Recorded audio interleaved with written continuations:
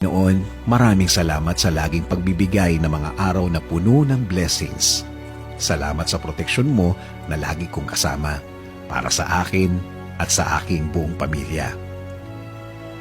Thanks for always for your provision, your guidance and protection. Thank you also, God, for your faithfulness and love for us, Lord.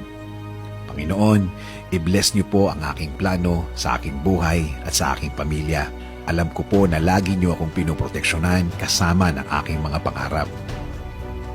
Panginoon, hindi po ako isang perpektong tao at alam ko po na hindi rin perpekto ang aking plano. Pero kayo na po ang bahalang mag-ayos ng mga mangyayari.